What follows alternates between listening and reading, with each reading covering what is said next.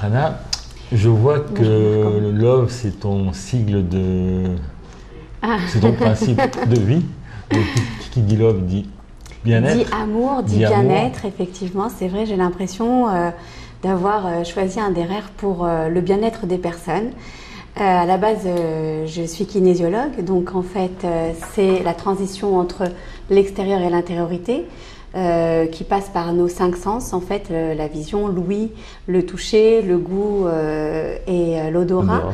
Donc si on va voir, entendre ou quoi que ce soit, quelque chose qui va nous troubler, tout de suite on va y avoir un signal à l'intérieur de nous qui va nous réveiller, qui va nous mettre en colère, qui va nous énerver ou qui va nous émouvoir, qui va nous émerveiller. Tout dépend de la chose. Et selon qu'on l'a bien ou mal vécu, cette chose-là,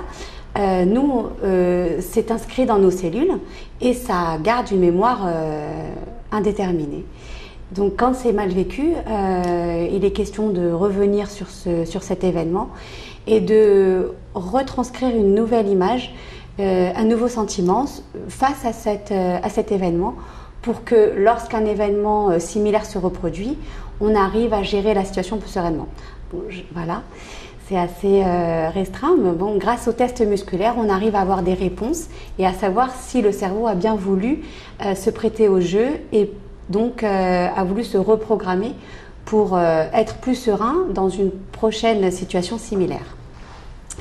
Et donc dans ce cheminement de la kinésiologie, et donc je suis à même de toucher les corps, le corps humain, parce que je parle directement au corps, donc j'ai des points d'acupuncture.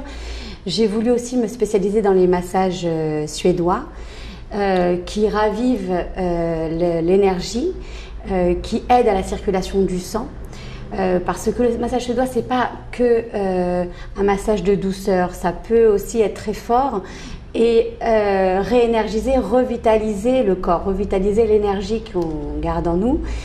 Et donc comme c'était vraiment ça allait vraiment avec la kinésiologie, ce que je fais dans mes séances parfois lorsque j'ai quelqu'un qui a mal au dos, donc je vois la raison psychologique à son mal de dos. Ça peut être soit des lourdes responsabilités si c'est les épaules, soit on ne se sent pas soutenu parce que vous savez le dos c'est ce qui nous soutient dans le corps, donc ça peut être quelque chose où on n'est pas soutenu. Et avec ça, maintenant, je rajoute le massage du dos, donc qui dure bien 20 minutes.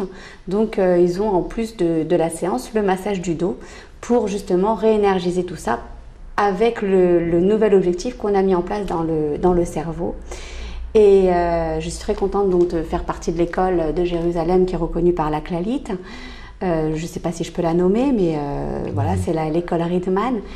Et donc qui m'a enseigné les massages suédois. Ensuite, on va apprendre le massage avec les pierres chaudes et un peu plus cliniquement parlant avec plus de points d'acupuncture. Mais il se trouve que je les connais déjà. Donc quand je fais les massages, je suis vraiment avec la kavana, je suis vraiment avec l'intention. Lorsque je mets mes mains quelque part, je sais que ce point correspond à un lâcher prise. L'autre, ça va être baisser le stress. L'autre, ça va être pour la digestion. L'autre, ça va être pour les peurs.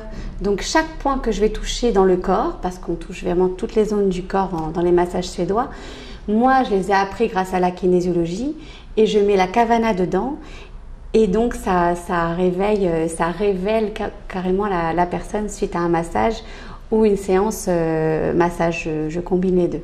Ouais. Moi, je parle un petit peu de mon cas. J'ai souvent mal au crâne. C'est dû à quoi?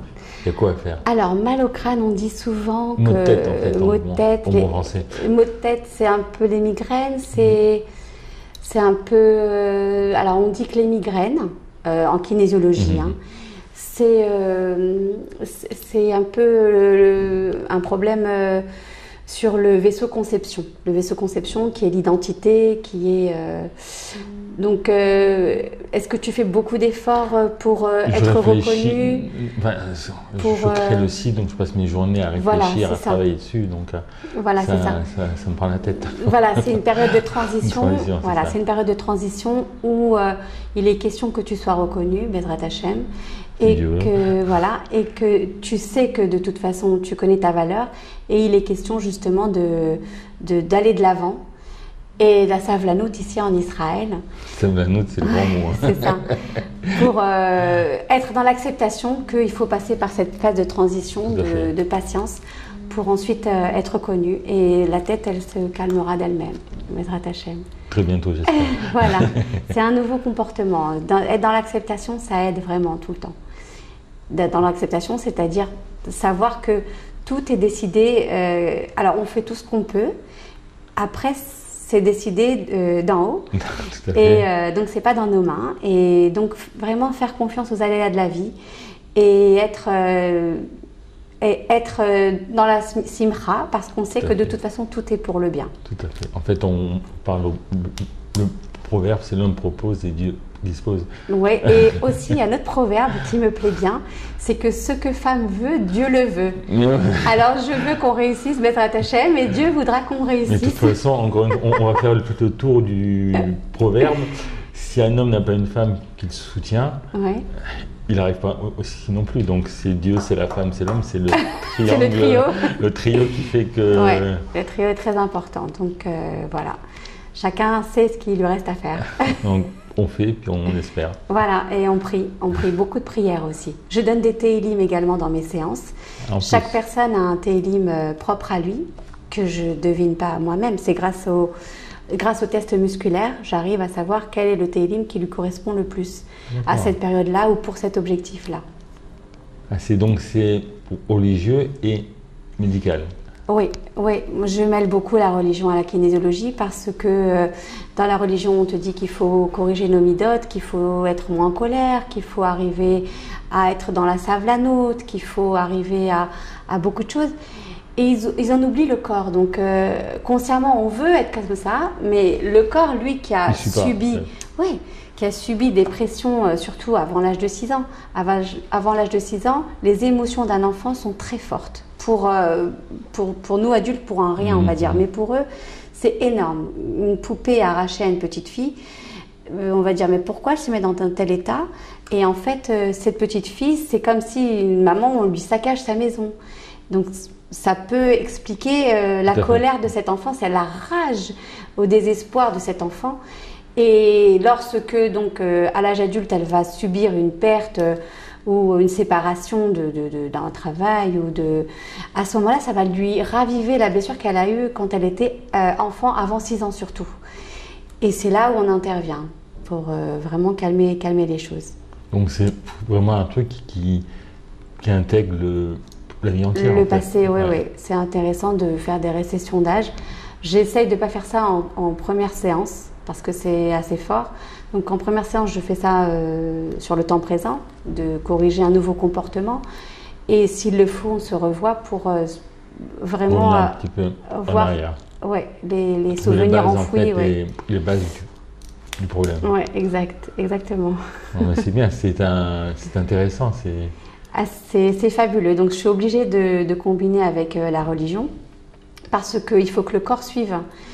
Et si on déploie une tonne d'énergie pour rester calme alors qu'à l'intérieur ça boue, à la limite ça ne va pas être sain pour le corps. Il ne peut pas bouillir et nous on lui dit non, tais-toi. Il faut être en accord avec le corps sans pour autant faire de bêtises. C'est juste que aider le corps à gérer cette énergie qui est débordante dans une situation qui nous bouleverse. Et donc, on aide ce corps-là parce que si le corps ne suit pas et nous, on essaie de canaliser avec notre mental, ça peut être nocif pour le corps. Et comme on vit avec le corps, on ne peut pas faire abstraction. En fait, c'est un combat, c'est comme les sports de combat. Si tu tapes, ça fait mal, mais si tu vas avec le voilà, c'est ça, exactement. Il faut aller avec le corps. Donc, dans la religion, ils nous disent il faut comme ci, il faut comme ça. Et moi, j'aide avec le corps pour que ça ne fasse pas de dégâts, Bezrat Hashem, que tout le monde reste en bonne santé et serein à l'intérieur, dans la plénitude. Dans l'acceptation et que on fait ce qu'on peut et dans la prière et dans l'acceptation de tout. Merci beaucoup. Ok, Marco, c'est moi.